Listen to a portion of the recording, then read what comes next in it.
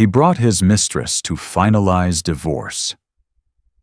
From pregnant wife, then the lawyer spoke. He collapsed. Marcus Thorne, a man who built his empire on hostile takeovers, sat with his impeccably dressed mistress, Chloe, on one side of the mahogany table. Across from them, 7 months pregnant and visibly trembling, sat his wife, Isabella. She was just a signature away from being erased. But as the lawyer cleared his throat, a single sentence reshaped the room, turning a simple divorce into a battleground where fortunes, futures, and the very definition of family would be shattered.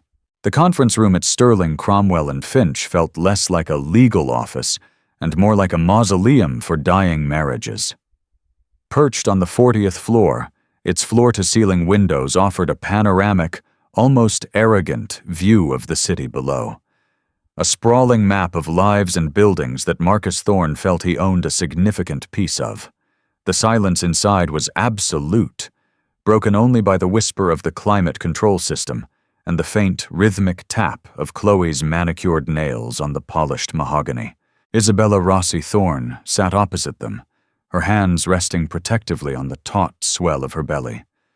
The baby, a boy they had once eagerly planned for, kicked softly, a secret flutter of life in a room thick with the stench of endings.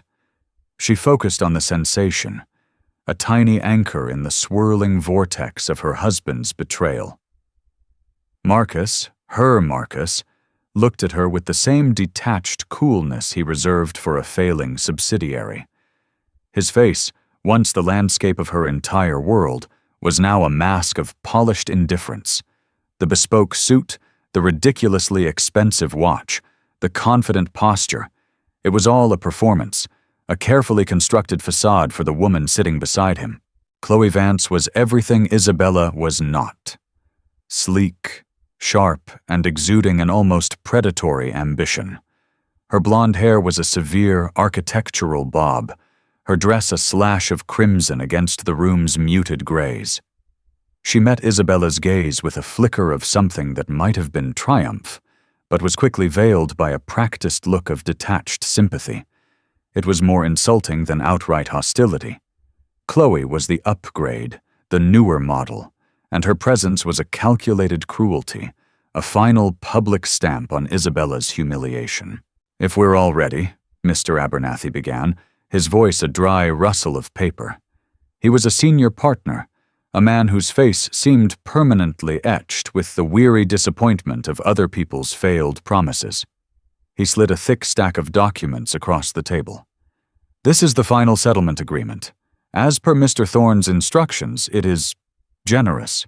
Isabella's lawyer, a kind but outgunned public defender named Sarah Jenkins, placed a reassuring hand on her arm. "Generous is a subjective term, Mr. Abernathy." Marcus let out a soft, impatient sigh. "Let's not drag this out, shall we? Isabella gets the lump sum, the apartment on the west side, and the fund for the child. It's more than fair. It's more than she could have ever dreamed of before she met me." The words, spoken with such casual dismissal, landed like stones in Isabella's chest. Dreamed of? She had dreamed of a life with him, of laughter filling their home, of growing old together. This payout, this transactional severance, was a nightmare. She had loved him not for his wealth, but for the man she thought he was beneath it, the man who could quote obscure poetry, who loved the specific way the sun set over the Amalfi coast, who had once traced the lines of her palm and sworn he saw their future written there. She looked at him, really looked at him, searching for a ghost of that man. But there was nothing. Only the cold, hard glint of a predator who had tired of his prey. "The child's name is Leo," Isabella said, her voice quiet but firm, a small act of defiance. Chloe shifted in her seat, recrossing her long legs. "Marcus, darling, we have that reservation at Per Se. The dismissal was absolute. A future being dismantled, a child being bargained for, and all Chloe could think about was dinner." Marcus gave Chloe's hand a squeeze, a silent promise. "Almost done. Isabella, Marcus said, his tone softening into a practiced, manipulative caress. This is for the best. You'll be comfortable. You won't have to worry about anything. Just sign the papers, and we can all move on. Move on. He made it sound so simple, as if the last 5 years of her life, the baby growing inside her, could be neatly excised and forgotten. She thought of the nursery she had been painting, a mural of soft gray elephants and yellow stars. She thought of the tiny onesies folded in the drawers, the lullabies she hummed to her belly each night. Sarah Jenkins cleared her throat. Isabella, we've been over this. The terms are binding, but we need to be sure you're comfortable with them. Comfortable? She would never be comfortable again. But what choice did she have? Marcus held all the power. His legal team was a pack of sharks, and she had a guppy. Fighting him would mean a protracted, public battle that would drain her emotionally and financially, a battle she could not win. He would paint her as a gold digger, a hysterical, pregnant woman trying to extort him. He would win. He always won. With a trembling hand, she reached for the pen. The weight of it felt impossibly heavy. This was it. The moment she signed away her name, her marriage, her future. She could feel Marcus's impatience radiating across the table, a palpable force. Chloe was already mentally picking out wine pairings. Isabella uncapped the pen. The click echoed in the silent room. She drew a shaky breath, the sterile, air-conditioned air burning her lungs. Before Mrs. Thorne signs, Mr. Abernathy said, suddenly holding up a hand. He adjusted his glasses and picked up a different, much thinner folder from his briefcase. His expression had shifted. The practiced neutrality was gone, replaced by something unreadable, something that made the hairs on Isabella's arms stand on end. There is one additional matter to discuss. A codicil to the original prenuptial agreement. Marcus frowned, his carefully constructed composure cracking for the first time. A codicil? I don't recall any codicil. It was added 3 years ago, sir. At your request, Abernathy stated, his voice flat, betraying no emotion. He opened the folder. It pertains to the infidelity clause. A nervous energy shot through Marcus. The standard clause, yes, it's void if both parties are unfaithful, irrelevant. Not exactly, Abernathy said, his eyes finally lifting from the page to meet Marcus's. And for the first time that day, Isabella saw a flicker of something other than triumph in Chloe's eyes. It was fear. Abernathy took a slow, deliberate breath. The codicil, which you signed and had notarized on May 12th, 3 years ago, states that the infidelity clause is, and I quote, rendered null and void only in the event of mutual infidelity proven in a court of law. However, it further stipulates that if only one party is found to be unfaithful, that party forfeits all claims to marital assets, shared properties, and any and all holdings of Thorne Industries. He paused, letting the weight of his words settle in the suffocating silence. Furthermore, Abernathy continued, his gaze unwavering, it designates the aggrieved party, in this case, Mrs. Isabella Rossi Thorne, as the sole beneficiary of the Thorne Family Trust, and grants her a 60% controlling interest in Thorne Industries, effective immediately upon the dissolution of the marriage. The room went utterly still. The hum of the climate control seemed to roar in Isabella's ears. Chloe's perfectly painted lips parted in a silent gasp. Marcus stared at Abernathy, his face draining of all color. He looked from the lawyer to Isabella, a dawning, horrified realization in his eyes. He tried to speak, but only a choked, gurgling sound escaped his throat. He clutched his chest, his knuckles white. His whole body began to tremble, his breath coming in ragged, shallow gasps. And then, with a strangled cry, Marcus Thorne, the titan of industry, the master of the universe, slid from his chair and collapsed onto the plush gray carpet in a heap. The memory hit Isabella with the force of a physical blow, so vivid it momentarily eclipsed the chaos erupting in the conference room. 3 years ago. A sun-drenched afternoon in their garden, the scent of lavender and roses thick in the air. Marcus had just closed the biggest deal of his career, a ruthless acquisition that had made headlines. He was electric, incandescent with victory, and had pulled her into his arms, burying his face in her hair. "I'd give you anything," he had whispered, his voice thick with a raw, possessive passion that both thrilled and frightened her. "Anything? The whole world?" She had laughed, tracing the sharp line of his jaw. "I don't want the world, Marcus. I just want you.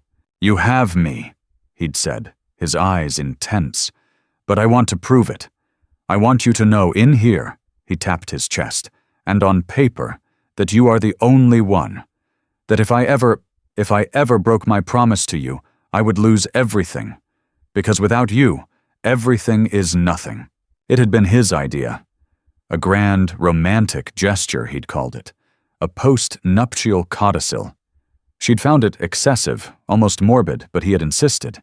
He'd drafted it with Abernathy himself, a dramatic, over-the-top declaration of loyalty, written in the same aggressive language he used for his business contracts. A scorched earth policy for his own heart.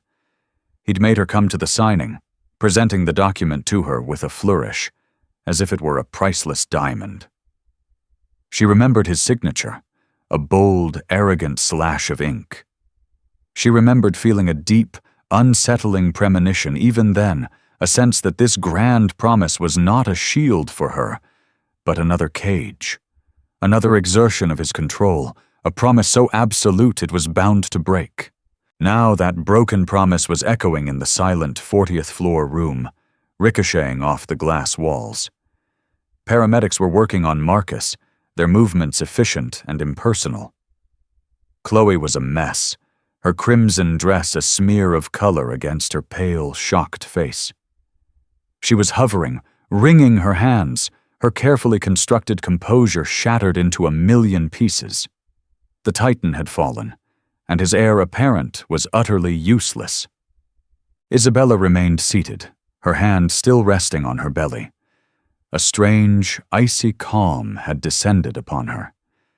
The initial shock had given way to a slow, creeping realization.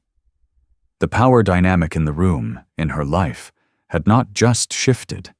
It had been inverted with the violence of a tectonic plate slip.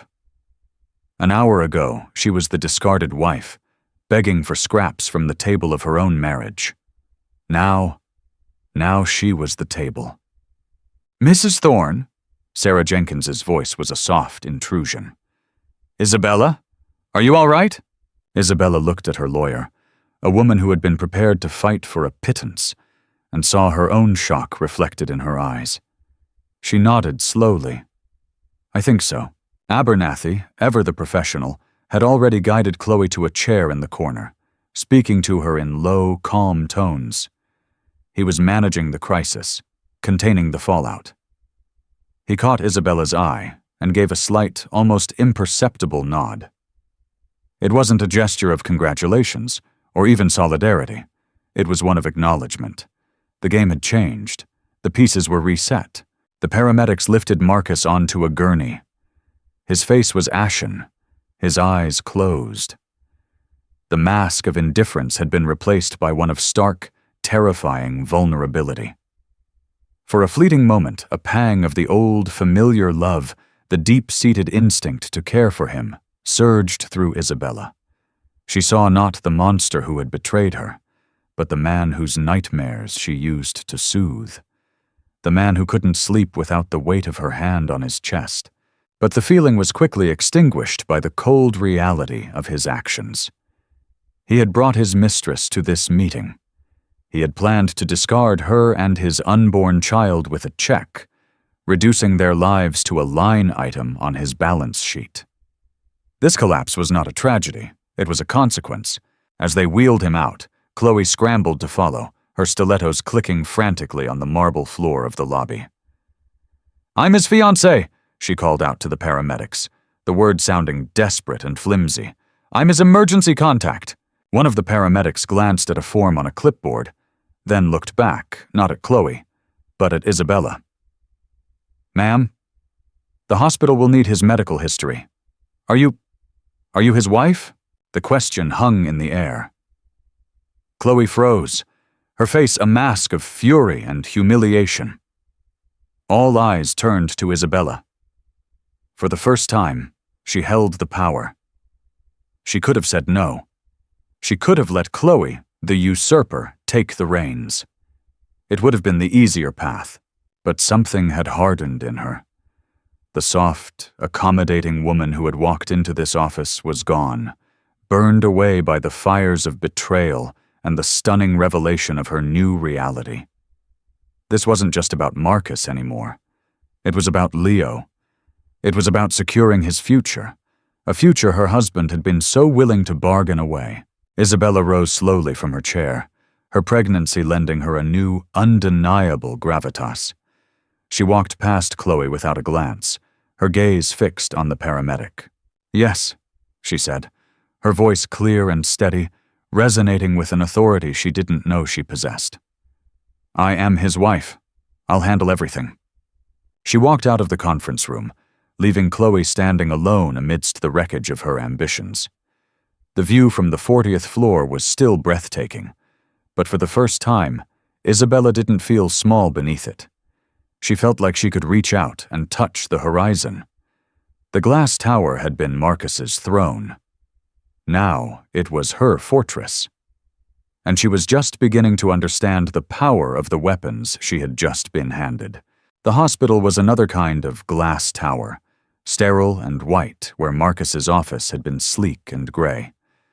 St. Jude's private wing smelled of money and antiseptic, a place where illness was treated as an inconvenience to be managed with minimal fuss and maximum discretion. Isabella moved through the hushed corridors, her conversation with the cardiologist echoing in her mind. Stress-induced cardiomyopathy, a broken heart of sorts. The irony was so bitter it almost made her laugh.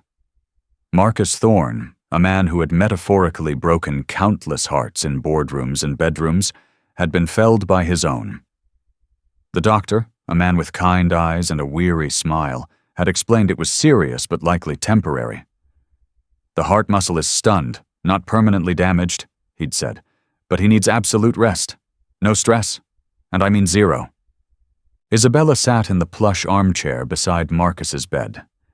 He was asleep, looking smaller and strangely fragile against the pristine white sheets. The relentless hum and beep of the monitors were the only sounds in the room. This was the man who commanded armies of lawyers and brokers, whose voice could make markets tremble.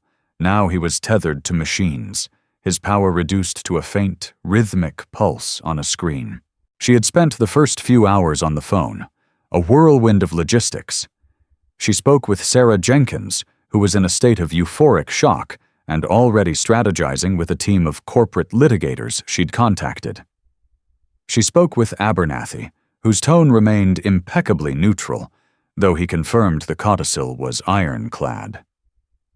Mr. Thorne was very specific in his instructions at the time, Mrs. Thorne. He wanted the terms to be inescapable,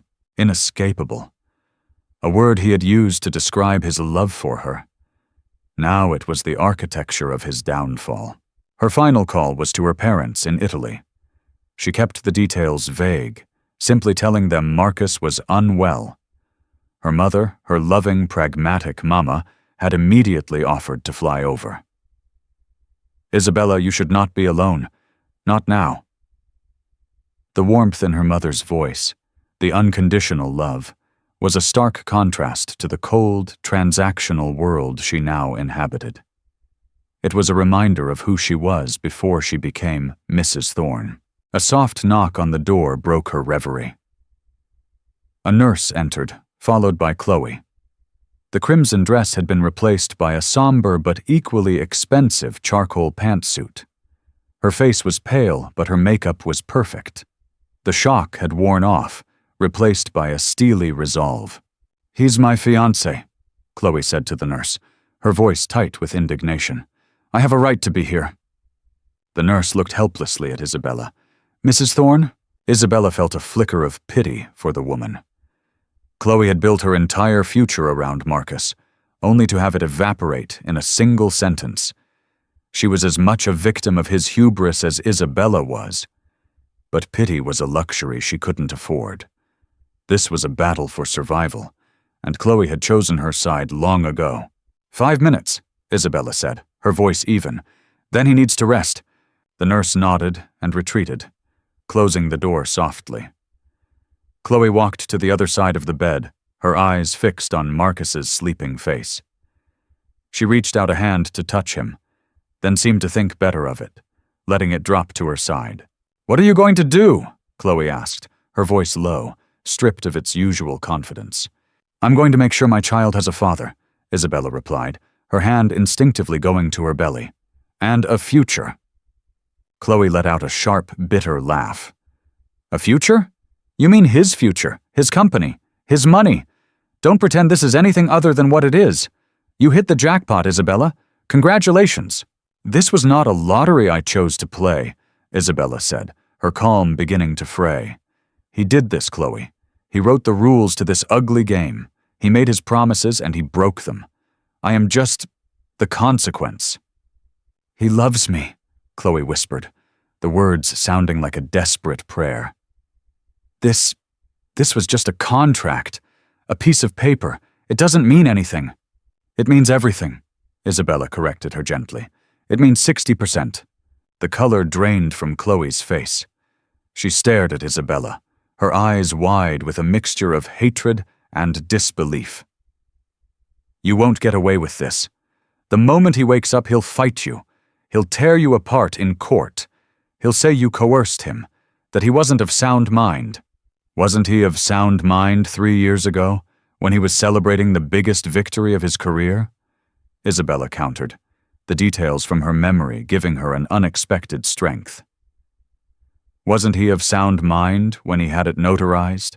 When he presented it to me as a grand declaration of his undying love? Mr. Abernathy seems to think it's one of the most airtight documents he's ever seen. Marcus made sure of that." Chloe was silent, her mind visibly racing, searching for an angle, a weakness. She had been his partner in ambition, his co-conspirator. She knew how to play the game. "You don't have it in you, Isabella," Chloe finally said, her voice dripping with contempt. "You're not a killer, you're a gardener, a painter of nursery walls. You can't run an empire. The board will eat you alive. The shareholders will revolt. You'll run it into the ground in 6 months." The words were meant to wound, to remind Isabella of her place in Marcus's world, the decorative, gentle wife, kept in a gilded cage. And for a moment they found their mark. A wave of fear, cold and nauseating, washed over her. Chloe was right. What did she know of hostile takeovers and leveraged buyouts? Her degree was in art history. She had managed their homes, their social calendar, their charitable donations. She hadn't sat in a boardroom since a brief, uncomfortable stint at her father's small olive oil company a decade ago. But then she looked at Marcus, lying helpless in the bed. He had underestimated her. They all had. They saw the quiet, accommodating wife and missed the steel beneath. They had mistaken her kindness for weakness. "Maybe," Isabella said, her voice regaining its strength. "Or maybe a gardener knows that you have to prune the dead branches to allow for new growth."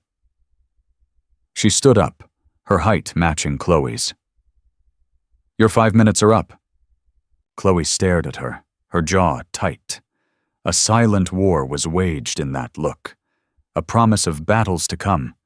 Without another word, she turned and walked out of the room, her sharp, confident stride a little less certain than it had been before. Isabella watched her go, then turned back to the window. The city lights were beginning to glitter in the twilight, a diamond dust scattering of 1,000,000 lives, 1,000,000 stories. Marcus had always loved this view. He called it his kingdom. She had never wanted a kingdom. She had wanted a home, a family, a husband to love. But he had forced this upon her. He had handed her a crown of thorns and a broken scepter. And as she stood there, watching over the sleeping king, she realized with a terrifying clarity that she had no choice but to learn how to rule. For Leo, for herself. The gilded cage was open, and outside was a wilderness she would have to conquer or be devoured by. The first Thorn Industries board meeting was in 3 days. The words echoed in Isabella's mind, a drumbeat of impending doom. Sarah Jenkins had prepped her as best she could, bringing in a corporate law expert, a finance guru, and a PR specialist. They descended on Isabella's townhouse, a property she now technically owned, turning her serene cream and gold living room into a chaotic war room. Charts and graphs covered the coffee table where art books used to lie. The air, usually fragrant with jasmine and green tea, now smelled of takeout coffee and anxiety. Isabella sat through hours of briefings, the jargon washing over her. Fiduciary duties, shareholder value, Q3 projections, hostile bids.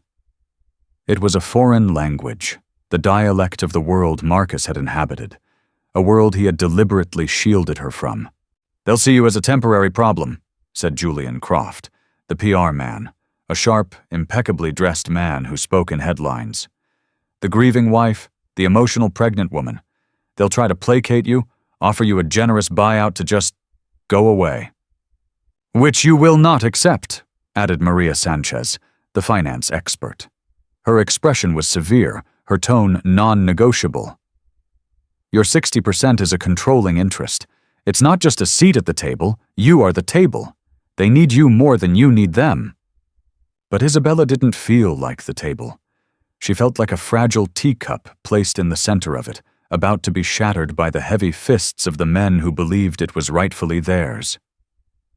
The board was comprised of Marcus's oldest allies, men who had built their fortunes alongside him. They were lions, and she was a lamb being led to slaughter. The night before the meeting, she couldn't sleep. The baby was restless, his kicks and turns a constant reminder of the life that depended on her. She wandered into the nursery, the half-painted mural of elephants and stars looking like a relic from another lifetime. She had been so naive, so blissfully unaware of the precariousness of her world. Her dreams had been soft and pastel-colored. Now, her reality was stark black and white, a world of contracts and consequences. She thought of Chloe's words, "You're a gardener, a painter of nursery walls." The contempt had been clear, but as she stood in the quiet, moonlit room, she began to see it differently. A gardener understands seasons, knows that some things must die for others to grow. A gardener is patient, methodical, and understands the deep, intricate root systems that lie beneath the surface. An artist sees what isn't there yet, visualizes a finished piece from a blank canvas. Perhaps those were not weaknesses. Perhaps they were a different kind of strength. The next morning, she didn't choose one of the severe, dark pantsuits her new team had picked out for her. Instead, she chose a dress. It was a simple, elegant maternity dress in a deep forest green, a color that spoke of life and resilience. It wasn't boardroom armor, it was her own. She wore her hair pulled back simply, her only jewelry the thin gold wedding band she had not yet found the strength to remove.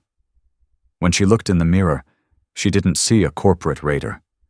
She saw Isabella Rossi Thorne, a mother, and soon, a majority shareholder.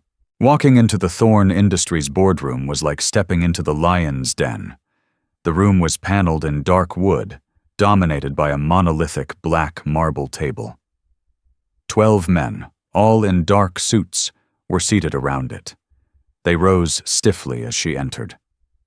Their faces were a mixture of curiosity, pity, and barely concealed hostility. The chairman, a man named Robert Wexler, Marcus's longtime friend and mentor, greeted her with a handshake that was cool and brief. "Isabella," he said, his voice a low rumble. "This is a difficult time for all of us. We appreciate you coming." The subtext was clear. "You don't belong here." She took the seat at the head of the table, the one that had always been Marcus's. It felt too large, the leather cold against her back. The meeting began, a blur of financial reports and strategic overviews. They spoke quickly, using acronyms and insider terms designed to exclude her. They directed their comments to Wexler, pointedly ignoring her presence. Isabella listened. She didn't pretend to understand every nuance, every financial instrument. Instead, she watched. She observed the dynamics, the subtle shifts in posture, the flickers of alliance and rivalry between the men. She saw who deferred to whom, who challenged whom, who stayed silent. She was painting a picture of the room, learning its composition, its light and shadow. Finally, Wexler turned to her, a look of paternalistic condescension on his face. "Isabella, we've drafted a proposal. A trust, managed by the board, that would oversee your shares. It would provide you and your son with a very, very generous income for life. You wouldn't have to worry about a thing.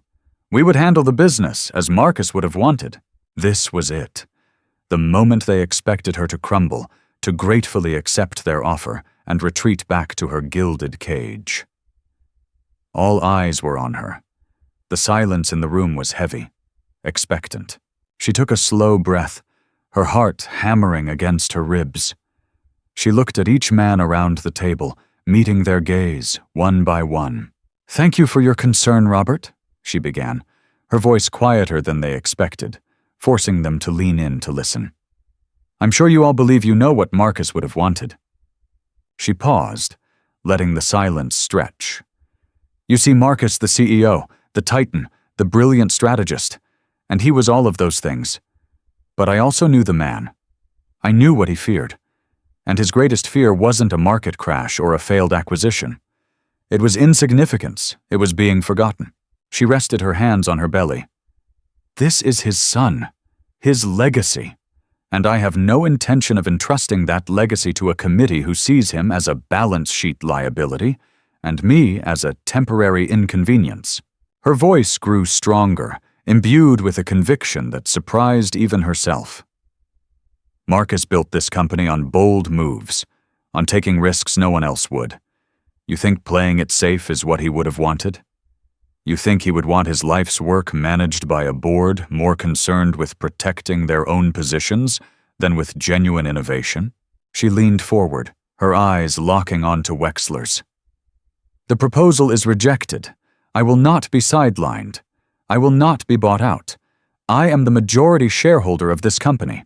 I will be taking my seat on this board, and I will be voting my shares. There will be changes. Marcus may have built the house, but I am the one who lives here now, and I will be rearranging the furniture." A stunned silence fell over the room. The lions had been momentarily stunned, not by a roar, but by a quiet, unyielding declaration that they had not anticipated. They had expected tears, fear, capitulation. They had not expected a queen to claim her throne. Isabella stood up. "I will expect a full, unredacted report on all current projects and personnel on my desk by tomorrow morning. Thank you for your time, gentlemen." Without a backward glance, she walked out of the boardroom, her head held high. Her legs were trembling, her heart was racing, but she did not let it show. She had survived. More than that, she had fought back. She had worn her own armor, used her own weapons. And as the heavy wooden doors closed behind her, she allowed herself a small, shaky smile. The gardener had just planted a seed of revolution in the heart of the concrete jungle. The hospital became Isabella's second office. While Marcus slept, his recovery slow and frustratingly stagnant, she turned the private suite's sitting area into her command center. Laptops, binders, and encrypted phones replaced floral arrangements and get-well cards. She learned the language of business through total immersion, fueled by caffeine and a fierce, protective instinct that grew with every kick from her unborn son. She read every file, every report, every email chain from the past 5 years. She was not just rearranging the furniture, she was excavating the very foundations of Marcus's empire. And the deeper she dug, the more she realized that Thorn Industries was not the gleaming, impenetrable fortress the world saw. It was a house of cards, built on risky leverage, shadowy deals, and a culture of fear ruthlessly enforced by her husband. She discovered projects that were bleeding money, hidden in shell corporations. She found evidence of consulting fees paid to offshore accounts that looked suspiciously like bribes. She saw a pattern of Marcus bullying partners, crushing smaller competitors, and burning bridges with a reckless arrogance that had left the company with few genuine allies. He had built an empire on intimidation, and its core was rotten. Chloe's words haunted her. "You'll run it into the ground in 6 months." Isabella now saw the terrible truth. The company was already on a trajectory to implode. Marcus's collapse hadn't just been a medical event. It was a metaphor for the state of his entire creation. Her presence at the hospital did not go unnoticed. Nurses would whisper as she passed, a pregnant woman in a green dress, speaking in hushed, urgent tones about derivatives and asset allocation. Board members, forced to report to her, would visit the suite, their faces grim, their briefcases full of bad news they could no longer hide from a new, scrutinizing authority. They treated her with a grudging respect now, but it was laced with resentment. She was the interloper, the cause of all this disruption. One afternoon, Robert Wexler visited. He didn't bring a briefcase, just a weary look in his eyes. He stood by the window, gazing out at the city. "He was always a gambler, you know," Wexler said, his voice heavy. "When we started, we had nothing, just a tiny office and a ridiculous amount of ambition. He'd bet it all on one roll of the dice. Most of the time he won. It made him feel alive." "And when he lost?" Isabella asked, looking up from a spreadsheet that made her head ache. "He'd just find another table, another game. He never knew when to walk away." Wexler turned to face her. "This last deal, the Nakatomi merger, it was too big, too leveraged.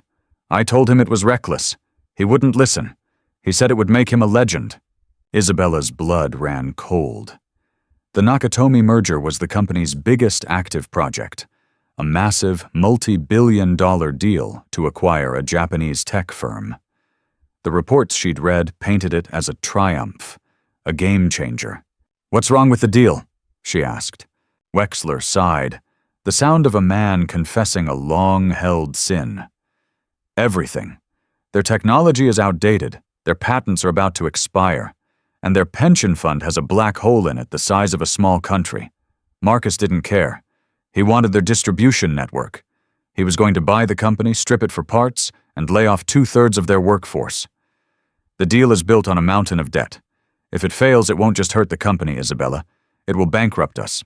Here it was, the ticking time bomb at the heart of the empire. Marcus hadn't been on the verge of his greatest victory. He'd been on the brink of catastrophic failure.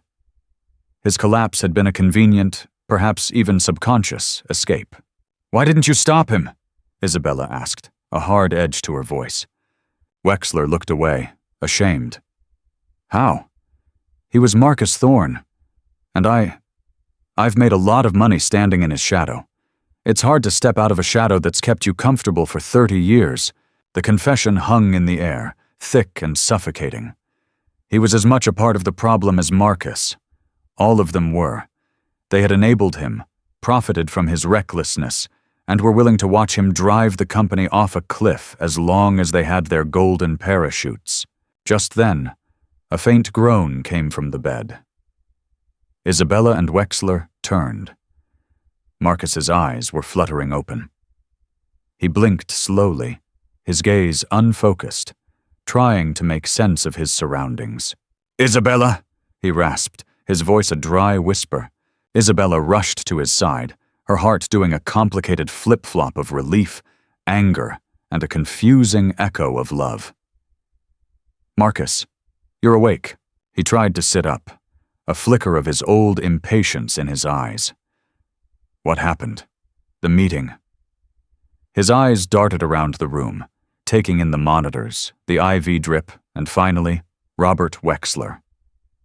"Robert, what the hell is going on?" His gaze then fell on the table, covered not in flowers, but in Thorn Industries' financial binders. He looked at Isabella, really looked at her, and a dawning horror spread across his face as memory returned. The lawyer. The codicil. "You," he whispered, the word filled with venom. "This is you. You did this." "You did this to yourself, Marcus," Isabella said, her voice shaking slightly but holding firm. "Get out," he snarled at Wexler, a flash of his old, tyrannical power returning. "Get out." Wexler, looking relieved to escape, practically fled the room. Marcus struggled to pull himself up, ripping at the sensors on his chest. "We had a deal. You were supposed to sign the papers." "The deal changed," Isabella said, standing her ground. The heart monitor began to beep frantically, a piercing, insistent alarm. "You think you can take my company?" he seethed, his face turning a blotchy red. "My life's work? I will destroy you. I will drag you through every court in this country. I will prove you are an unfit mother. You will get nothing. You will have nothing." A team of nurses rushed in, alerted by the alarms. They tried to gently push him back down. "Mr. Thorne, you need to calm down! Your heart!" He fought them, his eyes wild, fixed on Isabella. He looked like a cornered animal, all teeth and fury. And in that moment, Isabella saw him for what he truly was. Not a titan, not a king, but a deeply insecure man whose entire identity was built on power and control. She had taken that from him, and without it, he was nothing. "The doctor said you need to avoid stress, Marcus," Isabella said, her voice unnaturally calm amidst the chaos. "And right now, I am the biggest source of stress in your life." She walked to the door. "So I'll make you a deal. I will run the company. I will fix the mess you made. And in return, you will rest, and you will recover, and you will not fight me. Because if you do," she paused, turning to deliver the final blow, "I will sell it, all of it, piece by piece to the highest bidder, and your legacy, the great Thorn name, will be nothing but a footnote in a business textbook. Rest well, husband." She walked out of the room, leaving him speechless and seething, the frantic beeping of his own broken heart filling the silence. The whispers in the white halls had a new subject now, the quiet, pregnant wife who had just checkmated the king. Chapter 6, The Architect of Ruin. The first order of business was dismantling the Nakatomi merger. It felt like trying to defuse a bomb with one hand while reading the instruction manual in a foreign language with the other.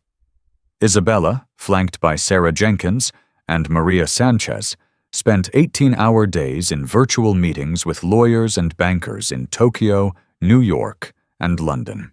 The Nakatomi team was hostile, feeling tricked and insulted. The lenders who had financed the deal were threatening lawsuits.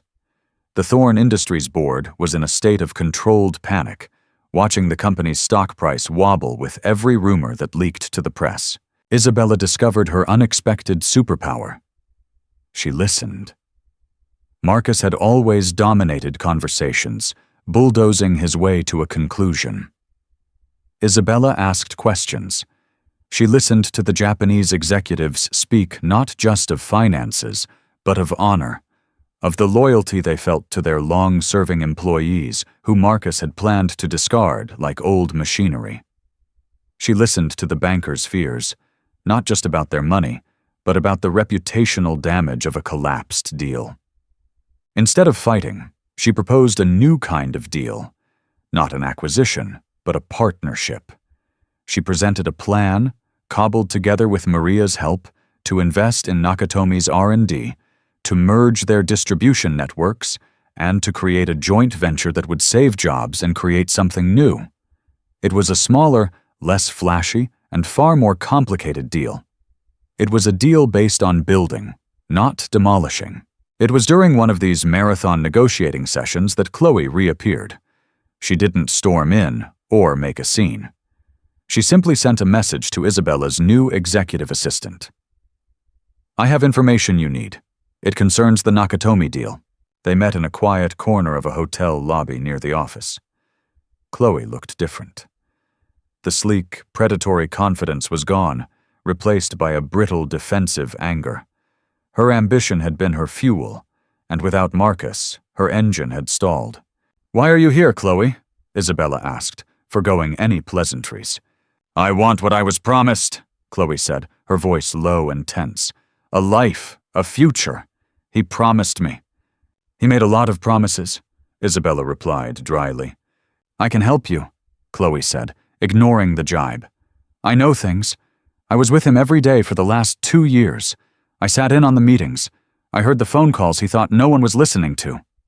Isabella was skeptical. "And you want to share this information out of the goodness of your heart?" A bitter smile touched Chloe's lips. "Don't insult my intelligence. I want a severance package, a generous one. And I want you to sign a non-disclosure agreement that prevents me from ever being associated with Thorn Industries again. I want to be erased from this whole sordid mess." It was a mercenary offer, born of desperation. But Isabella was also desperate. "What do you know?" Chloe leaned forward, her eyes gleaming with a conspiratorial light. "Marcus didn't just misjudge the Nakatomi deal. He was set up. Robert Wexler wasn't just enabling him. He was actively feeding him bad information, pushing him toward it." "Why?" Isabella asked, stunned. "Wexler has been with Marcus for 30 years. He's like a father to him." "Wexler is leveraged to the hilt," Chloe explained, the information spilling out of her. "He lost a fortune in a bad real estate deal a few years ago. He's been taking kickbacks from the very bankers who are financing the Nakatomi merger. They have him in their pocket." The plan was simple. Let Marcus push the deal through. Let the company take on the massive debt. And then, when the stock cratered after the truth about Nakatomi came out, Wexler and his banker friends would buy up the shares for pennies on the dollar, push Marcus out, and take over. Marcus's heart attack just accelerated their timeline. The betrayal was staggering, a depth of treachery Isabella could barely comprehend. Wexler, the concerned mentor, the disappointed friend, was the architect of her husband's ruin. He had been playing a long, vicious game, and Marcus had been his willing pawn. "How do you know this?" Isabella asked, her mind reeling. "I found a burner phone," Chloe said. "Marcus was getting paranoid in the last few weeks. He thought someone was leaking information. He asked me to look into it. I found a second phone hidden in his home office. It has copies of texts between Wexler and the lead banker at Sterling Trust. It's all there, the whole plan." Chloe slid a small, slim phone across the table. "Proof. In exchange for my freedom and my future." Isabella stared at the phone. It was the key. The weapon she needed not just to save the company, but to expose the vipers in their own boardroom. But it came at a price. Aligning herself, even temporarily, with her husband's mistress felt like a profound betrayal of her own pain. But this was bigger than her pain. It was about Leo's future. It was about the thousands of employees at Thorn and Nakatomi whose livelihoods were at stake. She had to choose the lesser of two evils. "My lawyer will draw up the agreement," Isabella said, her voice firm. She picked up the phone. "You'll get your money when this is over. And Chloe, I am truly sorry for what he did to you." For the first time, a genuine emotion flickered in Chloe's eyes. Surprise, followed by a flicker of grudging respect. "He was a user, Isabella.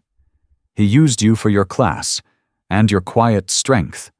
He used me for my ambition and my ruthlessness. We were just two different tools for the same job. At least you ended up with the whole damn toolbox." With that, Chloe stood up and walked away, disappearing into the lunchtime crowd, a ghost of a future that had never existed. Isabella sat for a moment, the burner phone feeling heavy in her hand. She had thought Marcus was the monster of her story. But she was beginning to realize he was just one of a whole cast of them, and the real villain was the one who had been pretending to be a friend all along. The emergency board meeting was convened under the guise of finalizing the dissolution of the Nakatomi merger. Isabella watched as Robert Wexler entered the room, his face a mask of solemn concern. He offered her a paternalistic nod, the concerned mentor feigning sympathy for the poor, overwhelmed widow-in-waiting.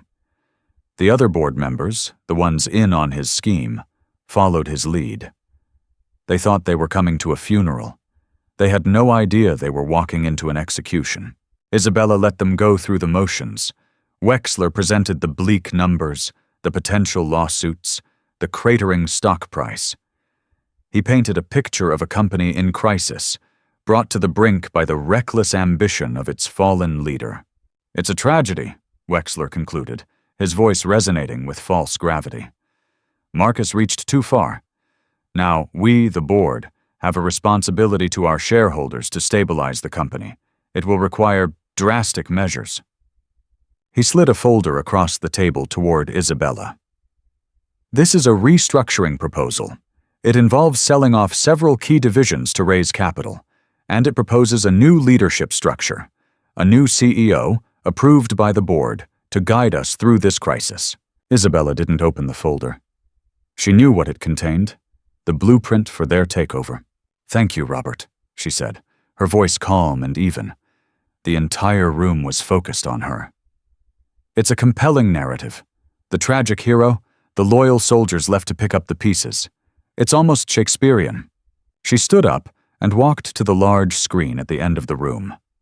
She plugged a small flash drive, containing the contents of the burner phone, into the port. "But I find myself drawn to a different story," she continued, as the screen flickered to life. "A story of betrayal, a story about a man so consumed by greed and resentment that he would conspire to destroy his friend of 30 years and the company they built together." A series of text messages appeared on the screen, projected for everyone to see. Dates, times, incriminating phrases. "He's taking the bait.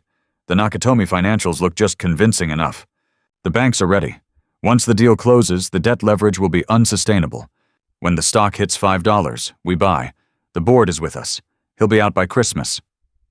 A collective gasp went through the room. The conspirators, 3 other board members besides Wexler, went pale. The others stared in stunned disbelief.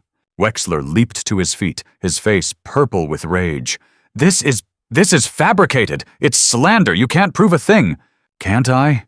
Isabella said, her voice dropping to an icy calm.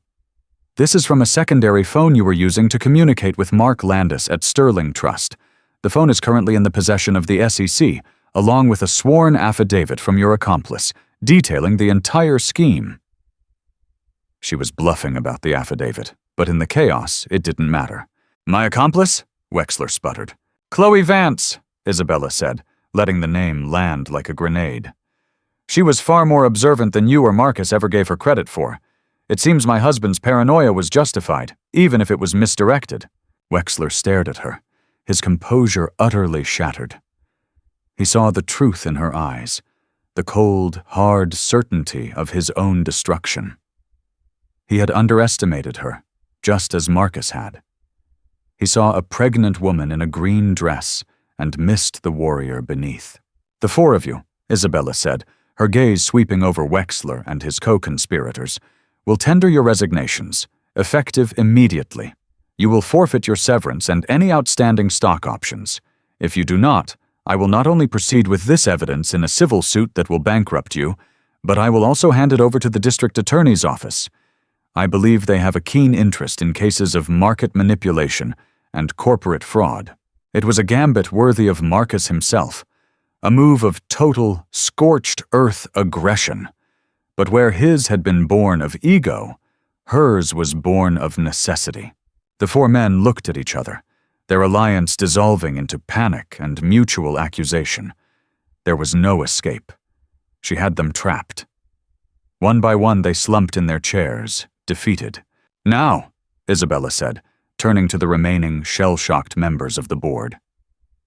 Let's talk about the future of Thorn Industries. Our real future. For the next hour, she laid out her vision. Not Marcus's vision of endless, ruthless expansion, but a new one. She spoke of the partnership with Nakatomi, of sustainable growth, of investing in their employees, of rebuilding the company's toxic culture from the ground up. She spoke with a passion and clarity that stunned them. This wasn't the quiet, decorative wife they knew. This was a leader. When she finished, the room was silent. Then, one of the oldest members, a man who had often clashed with Marcus, began to clap. Slowly, hesitantly, the others joined in. It wasn't a thunderous ovation, but it was a beginning. It was a vote of confidence. Isabella walked out of the boardroom and into the waiting car, her body trembling with adrenaline. She had done it. She had faced the lions in their den and emerged not just unscathed, but as the leader of the pack. When she arrived back at the hospital, she found Marcus sitting up in a chair by the window, staring out at the city. He was dressed in a robe, looking thinner and older. The fire was gone from his eyes, replaced by a hollowed-out emptiness. He had heard the news. Of course he had.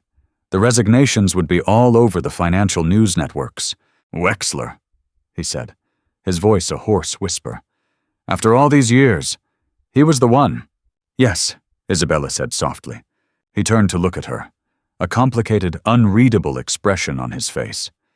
It was a mixture of awe, resentment, and a grudging, painful respect. "You beat them.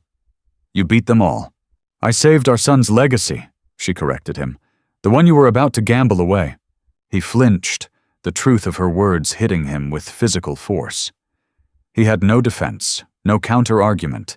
He had been so obsessed with winning his petty games that he hadn't seen the real threat, the one sitting right beside him, patting him on the back as he led him to the slaughter. "What now, Isabella?" he asked, the question sounding like a plea. "Now," she said, placing a hand on her belly, where Leo kicked, strong and steady. "We redefine the terms of our partnership." The divorce papers were still unsigned. The game had a few more moves left to play. The weeks that followed were a strange détente. Marcus was discharged from the hospital, a humbled, diminished version of his former self. The doctor's orders were strict. Months of recovery, no stress, no work. He was a king without a kingdom, a general with no army, confined to the guest suite of the townhouse that was no longer truly his. Isabella, in contrast, was coming into her power. She was no longer just the acting head of Thorn Industries. She was its architect. She finalized the partnership with Nakatomi, a move that was praised by the market as innovative and forward-thinking. She began the slow, arduous process of changing the company culture, promoting from within, establishing transparency, and cutting away the dead wood of Marcus's yes men. They lived as ghosts in the same house, their interactions brief and stilted. They were husband and wife only on paper. The intimacy they once shared was a distant country to which neither had a passport. Isabella would see him sometimes, sitting in the garden he'd designed but never had time to enjoy, staring blankly at the roses. The fight was gone, replaced by a profound, weary emptiness. He had lost everything that defined him: his company, his power, his mistress, and the respect of his wife. One evening, she found him in the half-finished nursery. He was standing in front of the mural of elephants and stars, his hand resting gently on the painted wall. "I remember when you started this," he said, his voice quiet, almost unrecognizable. "You were so happy." "I was," she said, standing in the doorway. He turned to face her, his eyes filled with a deep, bottomless regret. "I was a fool, Isabella. I had everything that mattered. And I threw it away for what? For more. For the thrill of the win. For a woman who was just a younger, sharper reflection of my own ambition." "I know," she said. It wasn't an accusation. It was a simple statement of fact. "The codicil," he said, a humorless laugh escaping his lips. I wrote it to prove I would never betray you. I made it so absolute, so destructive, because in my arrogance I couldn't imagine a world where I would. I built my own prison, didn't I? We both lived in it, Marcus, she replied. It just had a better view for you. He finally looked at her. Truly looked at her. Not as an accessory or a possession, but as the woman who had outplayed him, the woman who held his entire world in her hands. What do you want, Isabella? He asked, his voice raw with surrender. The divorce? You can have it. You can have everything. Just tell me what you want. This was the moment she had been waiting for, the moment of his total capitulation. She could take it all. She could erase him, just as he had planned to erase her.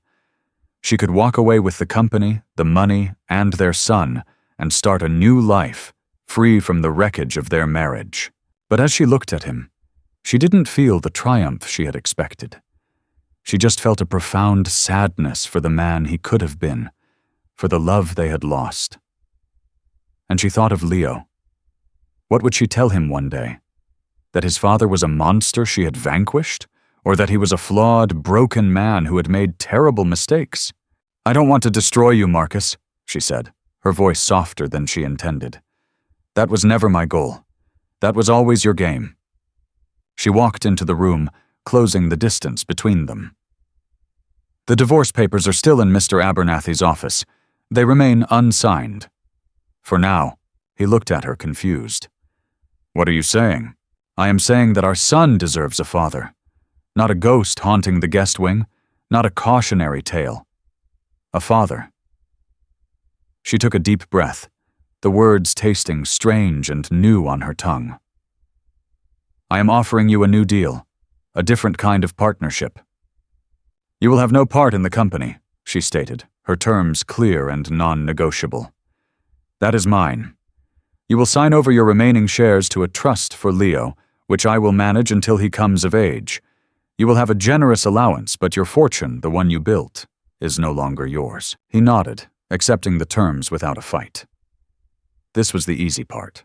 But, she continued, you will have a role, a purpose. You will be a father to our son. You will be here. You will change diapers. You will soothe his cries. You will read him bedtime stories. You will teach him how to be a man. Not the man you were, but the man you could have been. The one who loves poetry and sunsets on the Amalfi Coast. Tears welled in Marcus's eyes, the first genuine emotion she had seen from him since this nightmare began. He was being offered not a reprieve, but a chance at redemption. A path back not to power, but to humanity. You will earn your place in his life, Marcus. You will earn your place in this family. And maybe one day you will earn my forgiveness. She paused. Those are my terms. That is my price for not signing the papers. He didn't speak for a long time. He simply looked at her, at the incredible, unexpected grace she was offering him. He had tried to give her a lump sum to disappear. She was giving him a chance to find his soul. Yes, he finally whispered, the word thick with unshed tears. Isabella, yes. It was not an absolution. It was not a reconciliation. The trust between them was shattered, perhaps irrevocably. But it was a beginning, a fragile, uncertain truce in the ashes of their war. She was giving him the one thing he had never known how to value, a second chance. And as he reached out, not to touch her, but as a gesture of acknowledgement, a silent acceptance of her terms, Isabella knew that the hardest part of her journey was just beginning. She had won the battle for the company, but the fight to rebuild a family, to forgive the unforgivable, would be the work of a lifetime.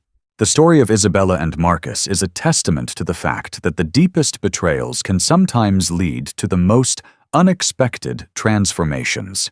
From the brink of being erased, Isabella discovered a strength she never knew she had, proving that true power isn't about control, but about resilience and the courage to rewrite the rules. Their journey is far from over, a complex path of forgiveness and redemption that they must walk every day. What do you think will happen next?